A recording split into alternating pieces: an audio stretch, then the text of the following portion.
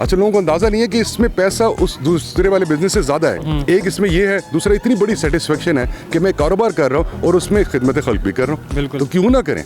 बजाय ये कि पैसे कमाते रहे फिर आखिर में ज़कात निकालते रहे, नहीं, ये डायरेक्ट निकल रही। इन पूरे 30 सालों में से अल्लाह ने मुझे ये भी मौका दिया कि मैं ना सिर्फ पाकिस्तान या अफगानिस्तान के लिए काम करूँ, मुझे अफ्रीका भी लेके गया और मैंने अफ्रीका में तकरीबन 15 साल से ज़्यादा काम किया और 24 मुल्कों में काम किया। मेरा ख्याल है ये बहुत बड़ी कंट्रीब्यूशन है वॉलंटरी फोर्स पाकिस्तान और इसी तरह के और बहुत सारे इदारे हैं जो ये काम करें, और इसी वजह से राह-ए-नौ इसको मतलब फुल टाइम सपोर्ट करते हैं। हम फोकस करते हैं सोशल एंटरप्रेन्योरशिप पे। सोशल पे लोग घबरा जाते हैं, लोग समझते हैं शायद ये कोई फलाई इदारा है कि ये तो एनजीओ का काम है, ये तो हमने नहीं करना, ये तो नहीं, सोशल बिजनेस है। अगर आप हेल्थ में इनोवेशन लाते हैं, आप हेल्थ में टेक को यूज़ करते हैं, आप तालीम के निज़ाम में इनोवेशन लाएं, हेल्थ एजुकेशन का 2019 और 20 में हमारा बहुत बूम था स्टार्टअप्स का। तो स्टार्टअप्स में आ रहे थे और सारी टेक्नोलॉजी बेस्ड थे, क्योंकि मैं अभी तक सीख रहा हूँ तो हर एक ने सीखना है। तो बिजनेस में तो होता ही है कि हर सीजन में आप नई चीज़ सीखते हो। कोविड आया, आप सबने नए तरीके से काम करना सीखा।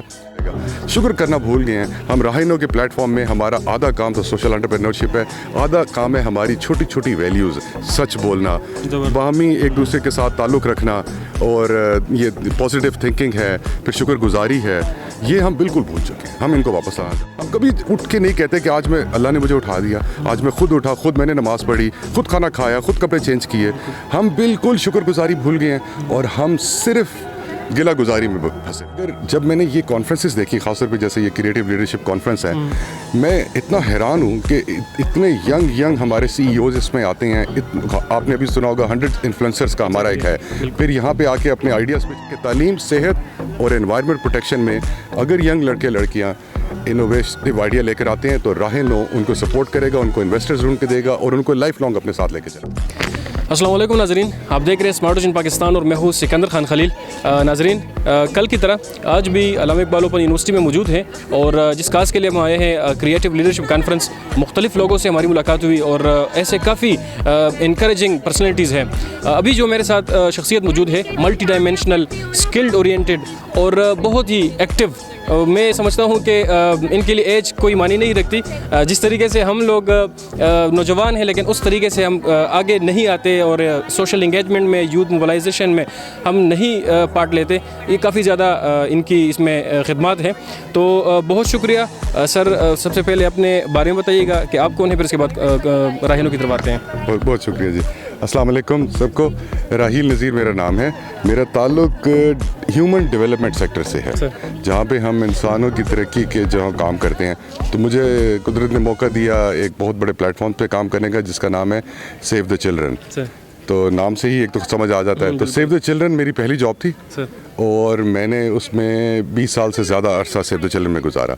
फिर इसी तरह की एक और सिस्टर ऑर्गेनाइजेशन है केयर इंटरनेशनल, फिर उसका भी मैं कंट्री डायरेक्टर रहा। तो और अब मुझे वापस आए हुए भी 5 साल हो चुके हैं। तो मैंने तकरीबन 25 साल जो है वो डायरेक्ट इंटरनेशनल ऑर्गेनाइजेशन के साथ काम किया और अब 5 साल से मैं अपनी प्राइवेट कंसल्टेंसीज भी कर रहा हूँ।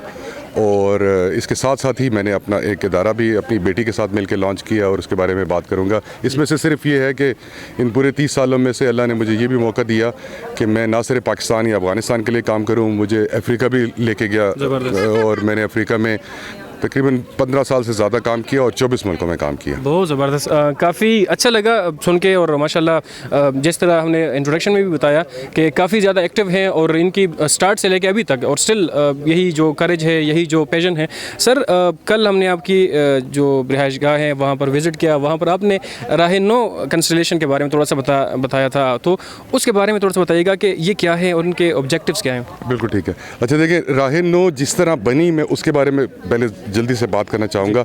मैं जब पाकिस्तान वापस आया तो एक बहुत इनकरेजिंग जो मेरे लिए चीज़ थी वो ये थी कि मैं काफ़ी हेल्थ सर्विस कर रहा था, एजुकेशन में हमने कुछ सर्विस के लिए स्टाफ को हायर किया, तो ये सारे यंग लड़के लड़कियां थे। तो मेरे लिए बड़ा इनकरेजिंग था कि बड़े वाइब्रेंट हैं, टेक्नोलॉजी में बहुत आगे हैं। और साथ ही आपने देखा होगा कि 2019 और 20 में हमारा बहुत बूम था स्टार्टअप्स का। तो स्टार्टअप्स में आ रहे थे और सारी टेक्नोलॉजी बेस्ड थे। अच्छा, इसमें हमने ये रियलाइज़ किया कि देखें, इसी पोटेंशियल को यूज़ करना चाहिए। हमने जब इसको ज़्यादा स्टडी किया तो हमें ये नज़र आया कि ये स्टार्टअप्स बन तो रहे हैं पर नोज डाइव की तरह नीचे गिर भी रहे हैं। और उसकी एक वजह थी कि इनको जो सपोर्ट मिल रही है ना, वो 3 महीने तक है मैक्सिमम। 3 مہینے میں تو میں اپنے بچے کو کوئی چیز نہیں سکھا سکتا, تو ایک اسٹارٹ اپ کو کیسے سکھاؤں گا. تو 3 مہینے ہم نے ریئلائز کیا یہ بہت چھوٹا ہے, تو ہم نے کہا کوئی ایسا ان کے لیے پروگرام کیوں نہ کریں کہ یہ لائف لانگ آپ کے ساتھ رہیں, کیونکہ میں ابھی تک سیکھ رہا ہوں تو ہر ایک نے سیکھنا ہے. تو بزنس میں تو ہوتا ہی یہی ہے کہ ہر سیزن میں آپ نئی چیز سیکھتے ہو. کووڈ آیا, ہم سب نے نئے طریقے سے کام کرنا سیکھا. تو پھر ہم نے یہ سوچ سامنے رکھ کے ہم نے کہا کہ کوئی نئے راستہ نکالیں جس کا نام ہے راہ نو کہکشاں, راہ نو کانسٹیلیشن, اور ایک ایسا پلیٹ فارم یوتھ کو آفر کریں جس میں ان کو ہر قسم کی سپورٹ مل سکے. اچھا, ہمارا پھر ہم نے دیکھا کہ کیونکہ ہماری یونیورسٹیز ماشاءاللہ جس طرح علامہ اقبال اوپن یونیورسٹی ہے, اس میں اپنا ایک آفس آف ریسرچ اور انوویشن کا ہے, اسی طرح ہر HEC نے ہر یونیورسٹی میں بنایا, اور اسی طرح بزنس انکیوبیشن سینٹر بھی بنے ہیں. تو ہم نے کہا کہ ہمیں انفراسٹرکچر نہیں بنانا پڑے گا, ہم فوکس کرتے ہیں سوشل انٹرپرینورشپ پہ. سوشل پہ لوگ گھبرا جاتے ہیں, لوگ سمجھتے ہیں شاید یہ کوئی فلاحی ادارہ ہے کہ یہ تو NGOs کا کام ہے, یہ تو ہم نے نہیں کرنا, یہ تو نہیں, سوشل بزنس ہے. اگر آپ ہیلتھ میں انوویشن لاتے ہیں, آپ ہیلتھ میں ٹیک کو یوز کرتے ہیں, آپ تعلیم کے نظام میں انوویشن لائیں, ہیلتھ ایجوکیشن ٹیک کریں. اسی طرح آج صبح ہم نے بڑے اچھے ہمارے پاس اسپیکر آئے ہوئے تھے مارننگ میں, کلین ٹیک کی بات کر رہے تھے. تو دنیا جو ہے نا اب اس طرف آ رہی ہے. اچھا, اور ہمیں بہت ضرورت ہے, ہمارے ملک کو بہت ضرورت ہے کہ ینگ لڑکے لڑکیاں آ کے ہمارے ہی صحت کے نظام کو ٹیکنالوجی کی بیسس پہ ایڈوانس کریں, سستا کریں, ہر ایک تک اس کی ریچ ہو, اور اس میں سے پیسہ بھی بنائیں.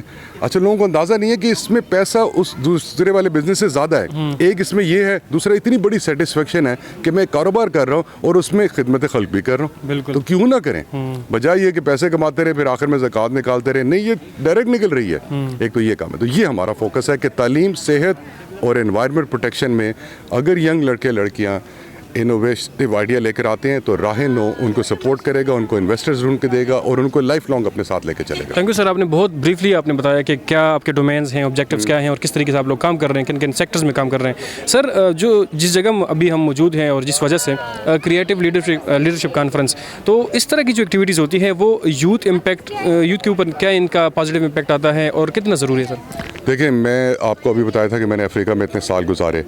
یقین کریں جب میں واپس آیا پاکستان میں, میرے ہوتے ہوئے تو یہ ایکٹیویٹیز نہیں ہوتی تھی. میں نے قائد یونیورسٹی سے اینتھروپولوجی کیا, ماشاءاللہ میرے بہت اچھے ٹیچر تھے, سارے کولیگز اچھے تھے, میں نے بڑا سیکھا. مگر جب میں نے یہ کانفرنسز دیکھی, خاص طور پہ جیسے یہ کریٹیو لیڈرشپ کانفرنس ہے, میں اتنا حیران ہوں کہ اتنے ینگ ہمارے CEOs اس میں آتے ہیں. آپ نے ابھی سنا ہوگا 100 انفلوئنسرز کا ہمارا ایک ہے. پھر یہاں پہ آ کے اپنے آئیڈیاز پچ کرتے ہیں. لوگوں کو اتنا بڑا سیکھنے کا موقع ہے. اچھا, اس کو اور میں نے یہ بھی دیکھا کہ ٹھیک اور بڑا ریلیکس ماحول ہے. یہ کوئی کلاس روم کا ماحول نہیں ہے.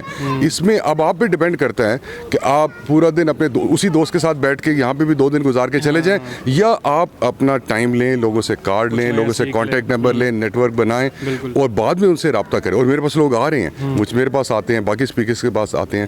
میرے خیال ہے یہ بہت بڑی کنٹریبیوشن ہے والنٹری فورس پاکستان اور اسی طرح کے اور بہت سارے ادارے ہیں جو یہ کام کریں, اور اسی وجہ سے راہ نو اس کو مطلب فل ٹائم سپورٹ کرتا ہے. ہم نے پچھلے سال بھی کیا اور اس سال بھی پورا کرا. بہت شکریہ سر. آخر میں ایک سوال, کافی زیادہ نوجوان آپ کو دیکھ رہے ہوں گے, کیا میسج ہے آپ کا؟ بہت کچھ آپ نے سیکھا ہے, اپنی ایکسپیرینسز ان کے ساتھ شیئر کیجیے. دیکھیں, میرا نوجوانوں کے لیے بھی, میرے اپنے لیے بھی, میرے اپنے بچوں کے لیے بھی, اور سب جو سن رہے ہیں ان کے لیے ایک ہی میسج ہے کہ دیکھیں, ہم بہت زیادہ وقت اپنا ضائع کرتے ہیں اس بحث میں جو ہمارے کنٹرول میں نہیں ہے. ہم موسم پہ کہیں گے آج بہت گرمی تھی, آج بہت سردی تھی, آج ٹریفک جام تھا. ہمیں کہیں سے عادت پڑ گئی ہے کہ جب شام ہوتی ہے, ہم یونیورسٹیوں سے گھر پہنچتے ہیں یا اپنے آفیسز سے گھر پہنچتے ہیں, تو ہم وہ چیزیں ٹک کر رہے ہوتے ہیں جو نہیں ہوئی یا جو اچھی نہیں ہے. ہم کبھی اٹھ کے نہیں کہتے کہ آج میں اللہ نے مجھے اٹھا دیا, آج میں خود اٹھا, خود میں نے نماز پڑھی, خود کھانا کھایا, خود کپڑے چینج کیے.